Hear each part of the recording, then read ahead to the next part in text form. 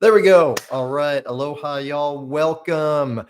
I am so delighted you're with me. I am Daniel Aaron, and this is just a little lot. It's not just, it's a live stream. And this particular live stream is casual, cool, all about the art of blessing, an amazing, wonderful book by a phenomenal dude by the name of Pierre Pradervand.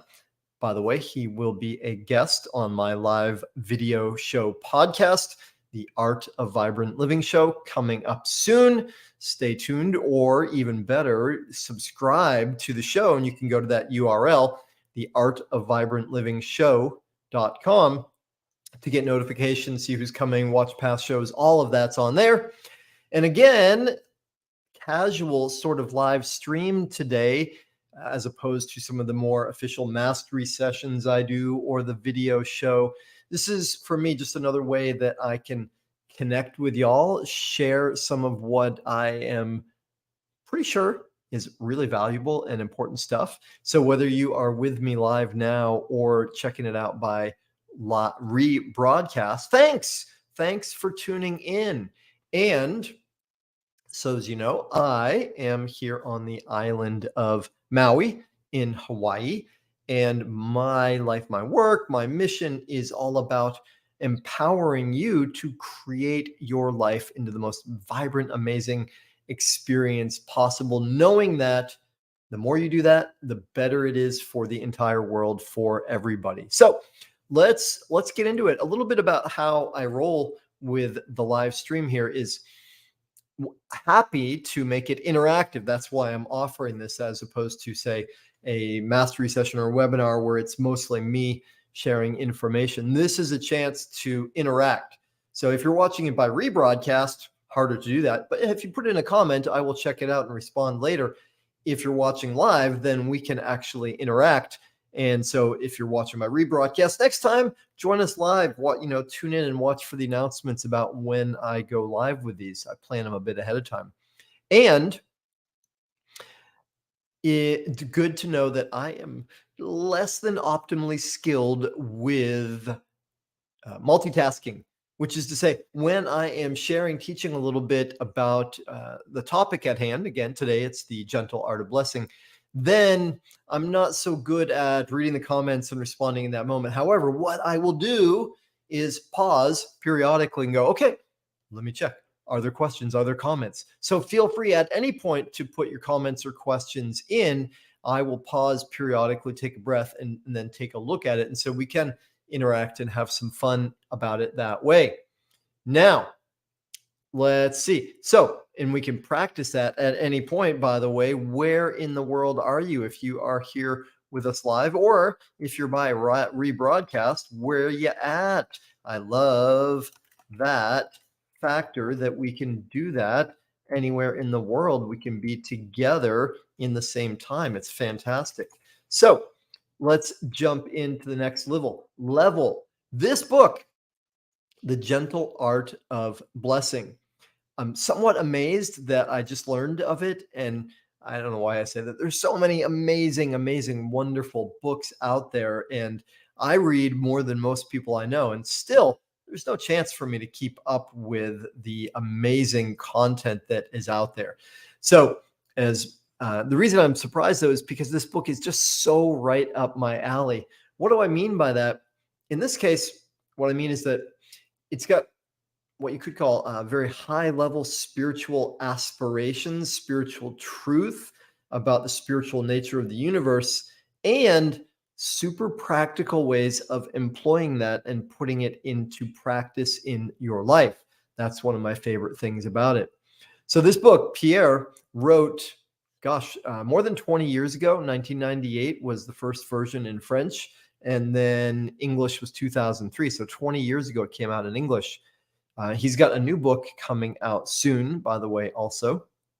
And part of how this came to be, well, he had the experience himself with some work that he was doing, working in a school system where, for whatever reasons, and I may not get the story exactly right, so be gentle with me on that. For whatever reasons, as he was in this job, there was a person or a couple people that did not resonate with him, did not vibe with him, did not want him to continue the job.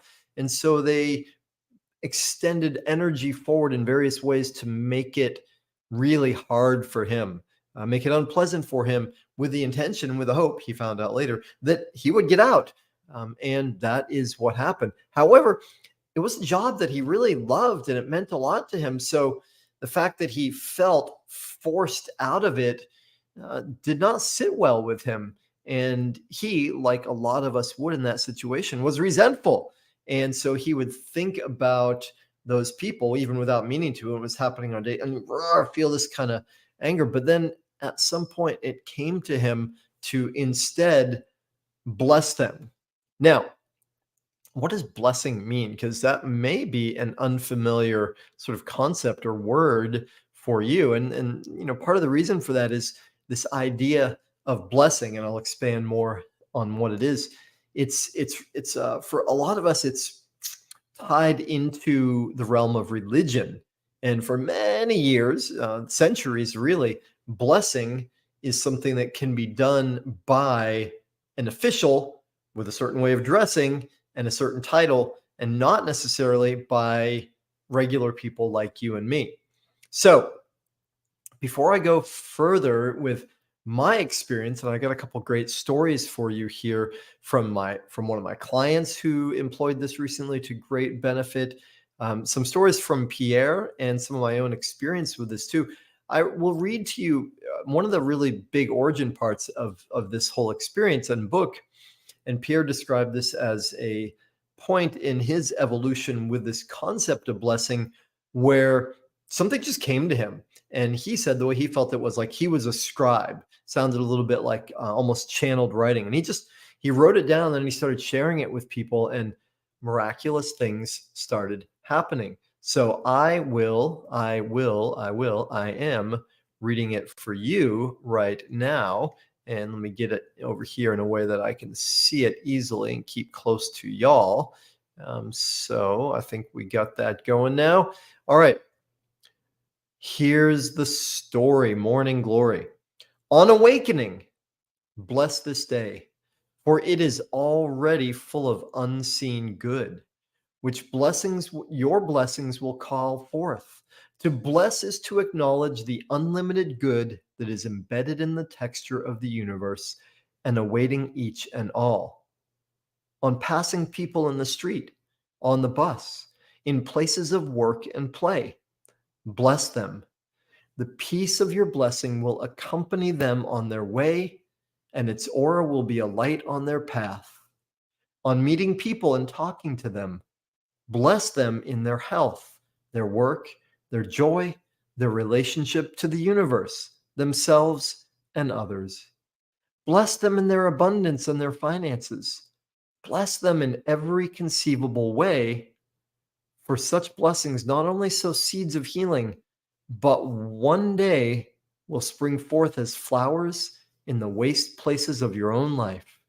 As you walk, bless the city in which you live, its government and teachers, its nurses and the street sweepers, its children and bankers, its priests and prostitutes. The minute anyone expresses the least aggression or unkindness to you, respond with a blessing. Bless them totally, sincerely, joyfully, for such blessings are a shield that protects them in the ignorance of their misdeeds and reflects the arrow that was aimed at you, deflects the arrow that was aimed at you. To bless means to wish unconditionally and from the deepest chamber of your heart unrestricted good for others and events. It means to hallow, to hold in reverence, to behold with awe that which is always a gift from the Creator. He who is hallowed by your blessing is set aside, consecrated, holy. To bless is to invoke divine care upon, to speak or think gratefully for, to confer happiness upon, although we ourselves are never the bestower, but simply the joyful witness of life's abundance. To bless all without distinction is the ultimate form of giving, because those you bless will never know from whence came the sudden ray that burst through the clouds of their skies, and you will rarely be a witness to the sunlight in their lives. When something goes completely askew in your day, when some unexpected event upsets your plans and upsets you, burst into blessing. For life is teaching you a lesson. And the very event you believed to be unwanted, you yourself called forth. So, as to learn the lesson you might balk against were you not to bless it, trials are blessings in disguise, and hosts of angels follow in their path. To bless is to acknowledge the omnipresent, universal beauty hidden from material eyes. It is to activate that law of attraction, which, from the fullest reaches of the universe, will bring into your life exactly what you need to experience and enjoy. When you pass a prison, mentally bless its inmates in their innocence and freedom, their gentleness, pure essence, and unconditional forgiveness. For one can only be a prisoner of one's self image, and a free man can walk unshackled in jail, just as citizens of a free country may be prisoners of the fear lurking in their thoughts. When you pass a hospital, bless its patients in their perfect wholeness, for even in their suffering, their wholeness awaits discovery within them. When your eyes behold a man in tears or seemingly broken by life, bless him in his vitality and joy. For the material senses present but the inverted image of the ultimate splendor and perfection that only the inner eye beholds. It is possible to bless, it is impossible to bless and judge at the same time. So hold constantly as a deep, hallowed, intoned thought the desire to bless, for truly then shall you become a peacemaker, and one day you shall behold everywhere the very face of God.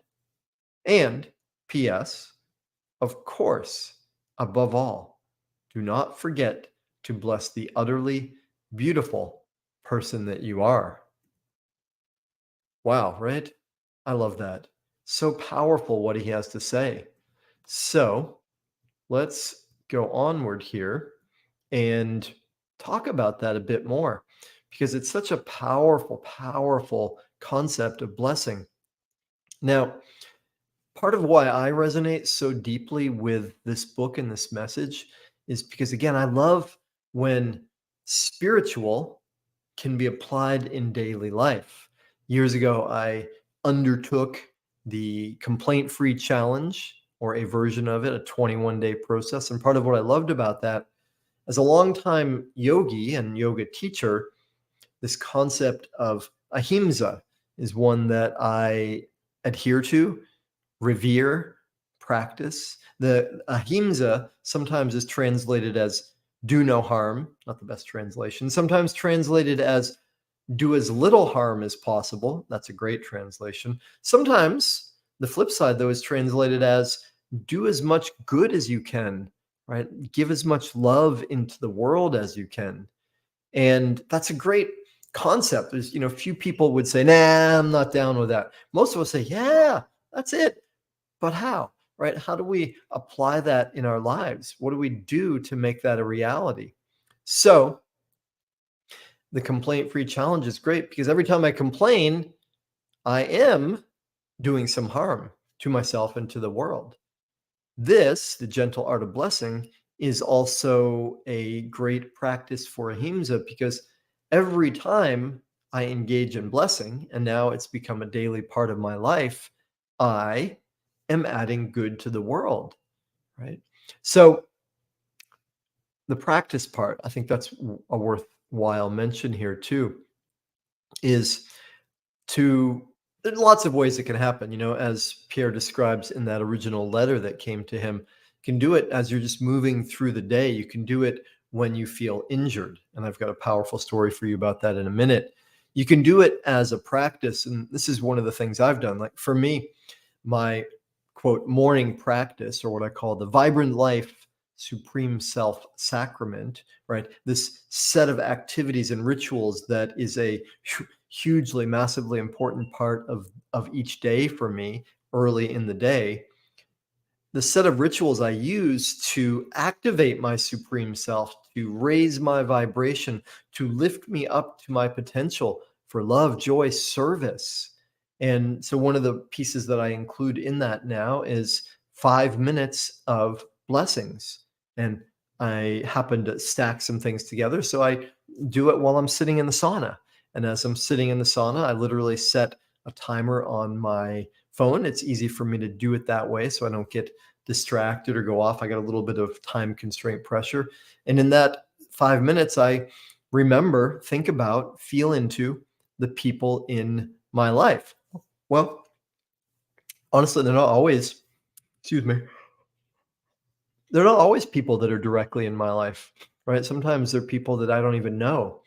And more often, though, I start with who's closest to me, my immediate family, my clients, my friends, my teachers, and it works best when we do this kind of blessing. And I read in that description, and you can read in the book too. There are many ways to do the blessing. You can bless them in their finances, in their integrity, in their love, in their relationships, in their uh, abundance. All of these things, and you can simply think of them, seeing them in their mind's eye, bringing them into your consciousness, and extend love toward them.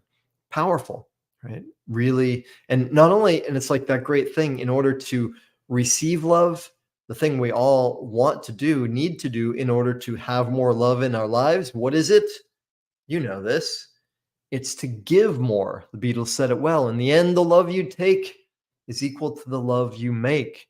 So the more we extend love into the world, the more we feel loving. So literally in those 5 minutes for me, as I'm, just eyes closed, imagining into various people one after the other and blessing them, I feel uplifted.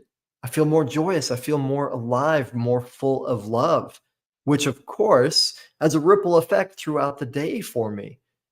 I also firmly believe that it powerfully and positively affects the people that I bless. All right. So, couple stories. One I'll share with you, this directly from Pierre in the book, which to me was one of the astounding ones. So astounding that I shared it already with a bunch of people, my daughter included. So Pierre lives in Geneva, and he'd had a visitor for a few days, a somebody who'd connected with his work, a African peasant leader, and their time was coming to an end. Pierre takes him to the train station. He's going to leave on the train, and so Pierre is walking on the train platform with him, carrying a couple of suitcases. And as he's walking, he looks over to the side and he sees this man, and he remembers, oh, I saw that man a few weeks ago, and looks like he's in rough shape, the way Pierre described it, as the most desolate, lifeless, desperate-looking person he'd seen maybe ever. The lifelessness in the man's eyes. And when he's seen him a few weeks before, he spontaneously blessed him. And that's one of the things, y'all, as we attune to this, pay attention to it, it becomes more and more natural to bless, right? To just spontaneously bless. So in that moment, he extended a blessing to him. Hadn't thought about it and thought of the man again. Now, a few weeks later, he's walking on the train platform carrying these suitcases, sees the man again, and the man's walking this time toward him. So they're about to pass each other. And just as they're getting close, their eyes catch for a moment. And Pierre had the thought, like, ooh, boy, this guy's really got a rough time of it. And he might be quite drugged right now or something. Not an instant later, just as the man gets close, with like no warning, suddenly the man comes up and whoom, punches Pierre straight in the face, in the mouth and the nose, with great force, to the degree that in that moment, Pierre falls back flat on his back on the train platform, drops the suitcases. In that moment, the man runs off. Can you imagine? Like, just out of the blue, the guy hauls off and punches Pierre. So Pierre's suddenly laying on the ground. His friend, the peasant leader that was beside him, suddenly is, of course, beside himself, freaking out. Here's what Pierre said. Pay attention to this, because to me, this was a heroic, uplifting moment. Pierre said, instantly, as soon as he was aware of what happened, laying on his back on the ground, he started blessing the man who had punched him. You catch that? Right? He just got punched in the face. He's laying on his back. Blood is pouring forth from him. Right? He's in shock, and he instantly starts blessing this man. Now,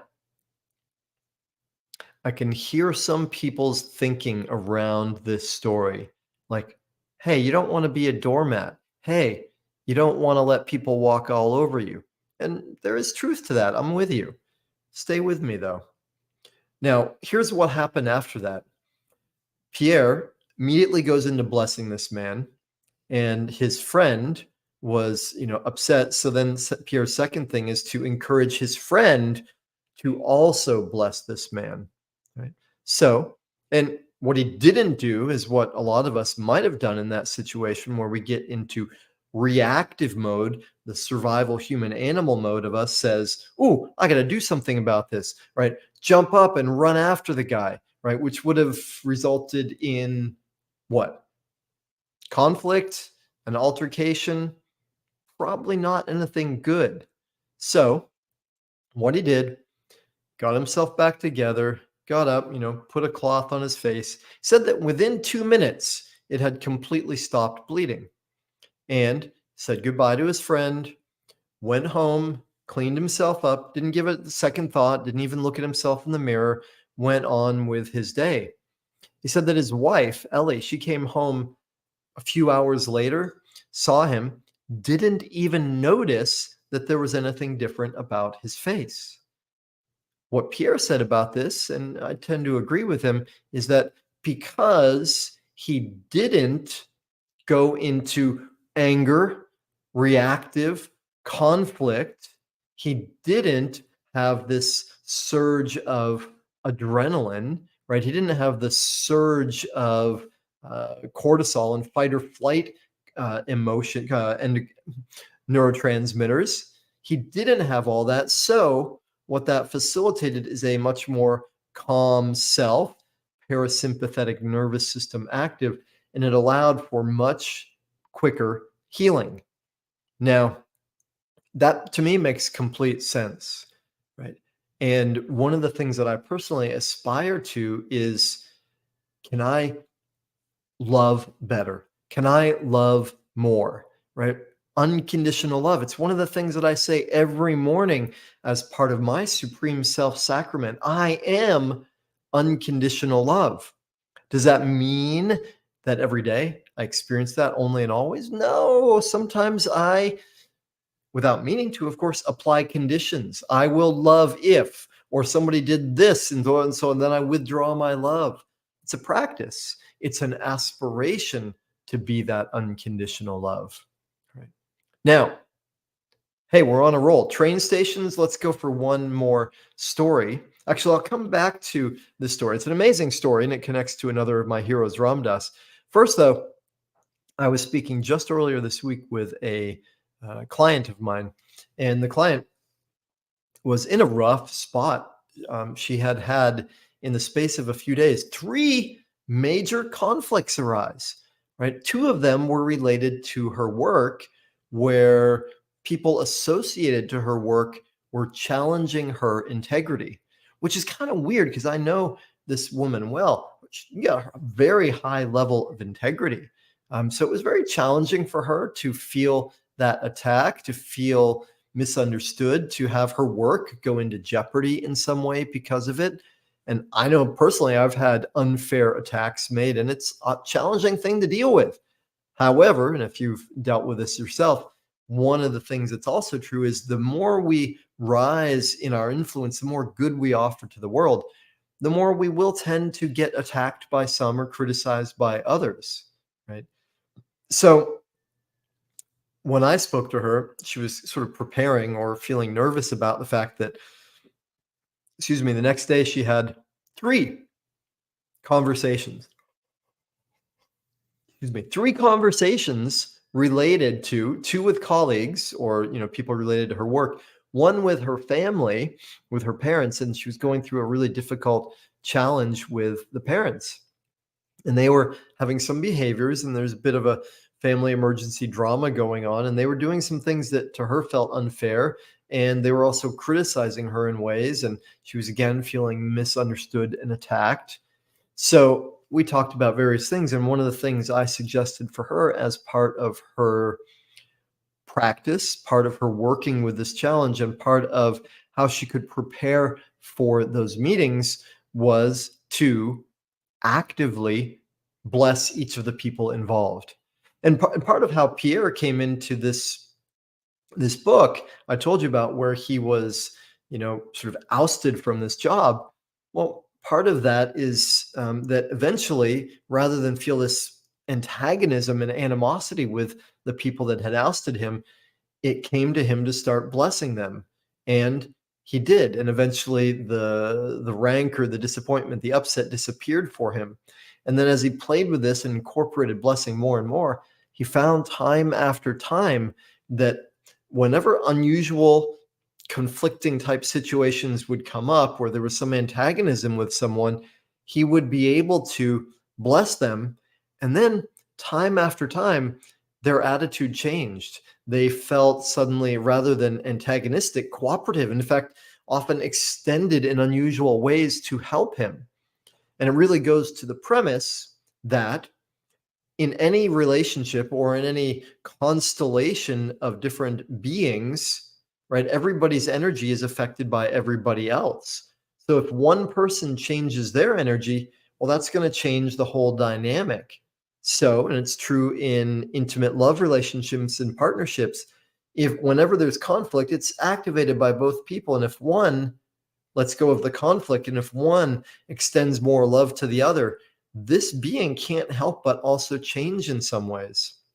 So I said to my client, here's what you could do. And she did it, right? And really went into it and created some space and found a genuine place in her heart. And of course, that's a key part of the art of blessing, is it's got to be felt, not just, going through a list in our head, like, okay, there's Johnny and Frankie and bless them and bless them. No, it's like, find them, hold them, the image, the feeling of them, and then really from our heart wish for them the greatest blessings, the greatest success, the greatest happiness. Right? So she did that. And I said, well, if you would, if you're going to do that, please, would you check in with me after? And what she reported was, with all three conversations, phenomenal, amazing results, like resolution that she could not have even hoped for, like deep, beautiful conversations, her integrity in the work restored, and 100% felt that it came about because of her blessing. And what do we usually do when we're attacked? What do we usually do in that kind of circumstance? Well, we want to argue or defend, right? And that's in some way meeting that aggression on its same vibration. And instead, if we rise up to a sense of blessing, well, entrainment interacts, and so it changes the vibration of the one that's in the antagonistic mode. All right, holy moly, time's flying. I'll give you one more story and invite you to, again, whether you're live or watching by rebroadcast, please comment, questions. Love to hear how this lands for you, what you think about this. How do you feel about this? Is this something that you might employ in your own life, or do you already? And if you don't already, I encourage you to give it a shot. It's already, for me, just taking this on as a conscious practice has been powerfully life-changing, partially because when I am engaged in blessing, I'm also not engaged in judgment. I'm also not engaged in my own worries or fears or concerns or issues. I'm not in that stuff. I got less time for that. I'm engaged in extending positive energy into the world. I'm also listening to a book right now called Love Yourself Like Your Life Depends on It. And the Gentle Art of Blessing and this book about self-love together, woo, powerful combo. All right, so last story. And this is a story that came from Ram Dass, one of my heroes and friends, R.I.P. Ram Dass, another Maui dude. And he told the story of a young martial artist who had trained for many years and actually had gone to Japan to train further and was riding on the subway in Tokyo. I don't know if you've ever been on the Tokyo subway. It can be quite an experience. Um, Quietest, most respectful place ever, especially compared to the West generally, also gets really crowded. Anyway, one day he was on the subway and suddenly a big man, like a big hulk of a man, got onto the subway train. The man was clearly drunk or drugged or combo or something, and he was loud and belligerent and was antagonistic toward people. And at a certain point, he actually pushed a young woman and was getting rude with her. And so, this young American martial artist is watching all this, and feeling like he's got to do something about it. And he occurs to him, like, you know what? All right, finally, after all this martial arts training, I'm going to put it into use. I'm going to teach this guy a lesson. And so he's like preparing himself like for this conflict to subdue, to punish this man, teach him a lesson. Suddenly, there's a loud sound. And an old man who was sitting on one of the subway benches had just like screamed, state change, by the way, if you understand that language from NLP, created a state change, broke the big guy's state, shifted his energy, and said, "Come sit beside me." The man was shocked and went and sat beside the old man. And so the young martial artist is watching this, and this old man, very just humble, normal old man, sitting there, huge guy sitting next to him, and he just starts talking with him. And the old man's talking with him about how he loves sake, right? The Japanese rice wine. And the big guy loves sake too. And pretty soon they got rapport, and he's talking with them. And then in a couple more minutes, the big guy's crying, right? And the old man had created a connection with him without judging him. He stopped him from the abuse that he was doing. He redirected his energy, right, which is the ultimate martial arts, right? And if you've ever studied the art of war, you know that the very highest level of success in martial arts is to avoid the conflict. And he had done that. And the young martial artist departed the train a stop later. And by the time he departed, the big guy was actually laying on the old man's lap, and the old man was like gently stroking his hair as he was crying. And the martial artist thought, man, I just got schooled. The lesson I learned here, I was ready to attack, and this old man, who knows if he was a martial artist, he diffused the situation, and through love he did it. And through love, he made a difference in this big man's life in a way that the martial artist would not have done, right? And if he had stopped him, and if he had taught him a lesson, would that have helped? Or more likely, would that have created more antagonism, more negative energy, more aggressive energy in the big guy? You can decide. So I could go on and on. I love this book. Love it, love it, love it. I hope you do too. I hope you read it. I would love to hear from you if you do. Also, let you know that I got some stuff coming up that might be of interest for you. I'll post in the chat right now. I have some mastery sessions coming up on, depending when you're watching this, coming up though on the when's that? The 16th, this Saturday coming up, and then next week on Wednesday. And this is the Vibrant Life Activation. In it, I share the most powerful technology I have ever learned about in my 28 years of obsession with personal and spiritual development, having now worked with literally tens of thousands of students and clients. This is the most potent, powerful stuff for how you can create your life into a masterpiece. And that's what this is all about. This is what these live streams are all about. So I hope it's useful. I hope it's entertaining. Again, love to hear from you. If you have comments, thoughts, questions, you can put it in the comments. You can reach out to me, daniel@danielaaron.com. If you want to join us on Saturday or Wednesday next week, encourage you to register, get a spot for it. The website is lvv.danielaaron.com/vibe. Once again, lvv.danielaaron.com/vibe. Vibe, VIBE. And with that, y'all, thank you so much for your kind attention. Thank you for your curiosity about, and even further, your investment in the art of vibrant living. Thank you for your attention into that, because you doing that, not only does it change your life, it absolutely changes the world. I'm super grateful for you. I love you. I appreciate you. And I'm sending you lots of aloha from